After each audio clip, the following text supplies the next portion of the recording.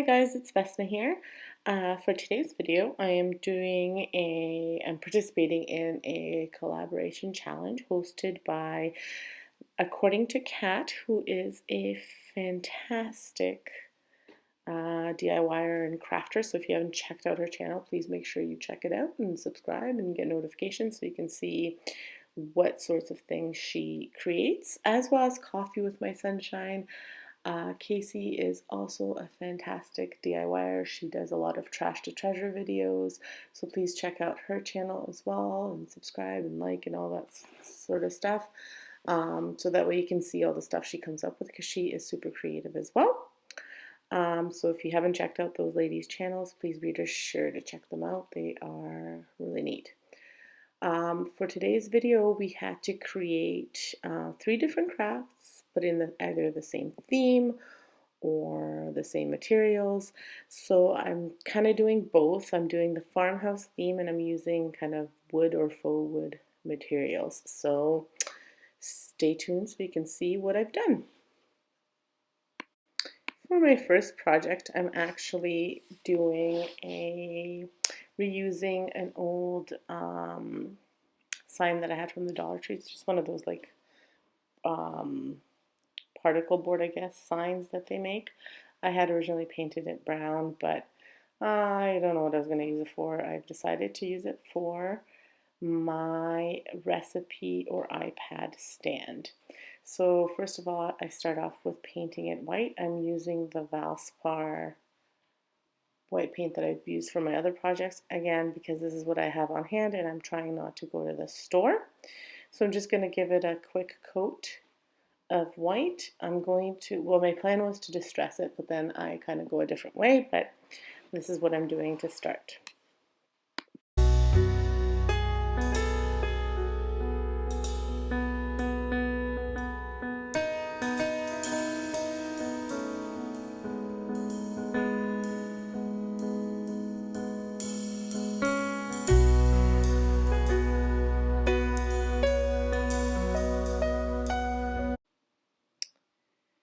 So then, like I said, I tried kind of distressing it, but I didn't really like what's going on here. And I did not record myself gluing on the angle that I'm using for the bottom part. It is just a scrap piece of metal that we had laying around, and it's a nice L shape. So that's what I'm using. And I tried distressing it, but I didn't like the way it turned out. I was kind of going for a look, but I didn't like the way it looked. And you can see I painted the bottom part, the angle as well, because it was just it was silver. So now I've decided I'm going to make it look kind of galvanized with a little bit of rusting. So I'm starting off with some gray acrylic paint. It's actually silver metallic acrylic paint from the Dollar Tree. And I'm using this great dabber that I also got from the Dollar Tree. And these are products that I had laying around. And then I will go ahead and dab a little bit of black. I'm going to use some brown and some gold metallic acrylic paint just to achieve the look that I'm trying to achieve.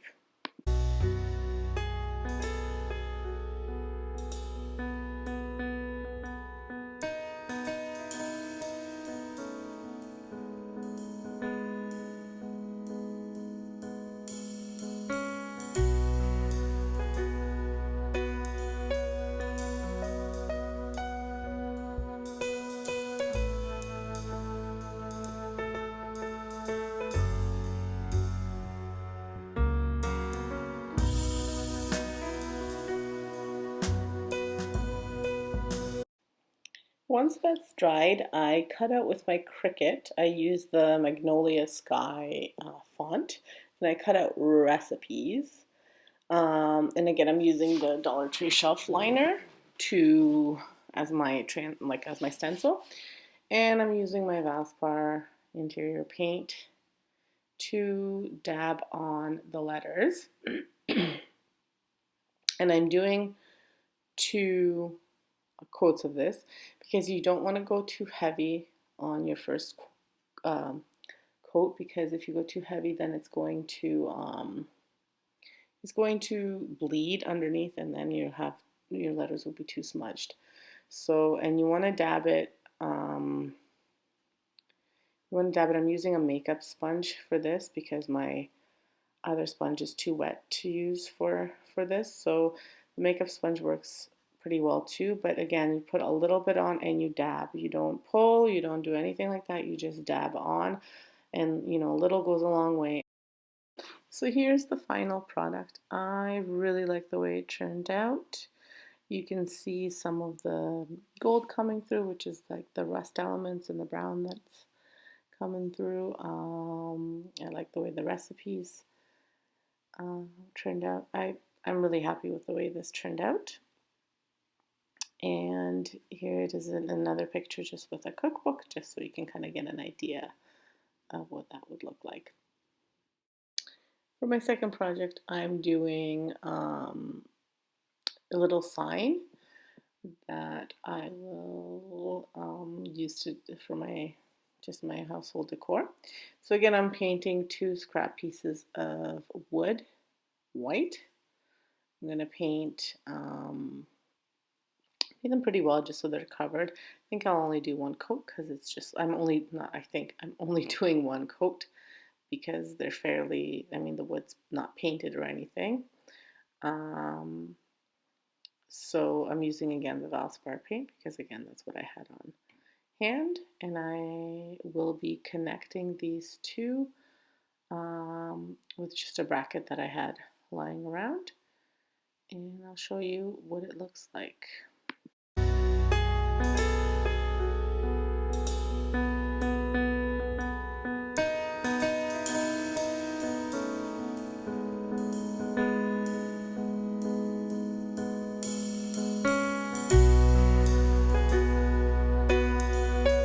So once they've dried, I'm going to go ahead and distress them, and I am using the Art Minds paint from Michaels, as well as my Annie Sloan brush. And I'm just going to distress them by dry brushing a little bit of the chalk paint on. It's the espresso, the Art Minds espresso. So what you do is you put a little bit on your brush and then you dab it off. So I'm using the lid and I'm dabbing some of it off, and then you just go ahead and just put it in random patterns, and not random patterns, random lines on your piece that you're wanting to distress.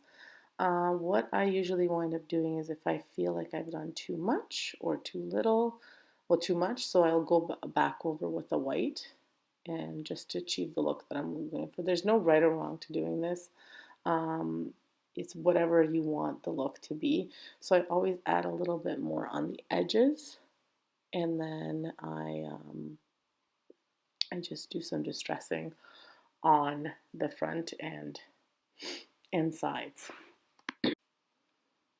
So once everything dried, I wound up using my Cricut to cut out a Market Fresh stencil, and I am using my Annie Sloan dark wax to color in the stencil. This is kind of messy, but it turned out really nice, I think. So it's messy while you're doing it. I wound up using, thinking I would use a rag, then I went ahead and got my brush, and then I wound up even using my finger to fill it in for the market.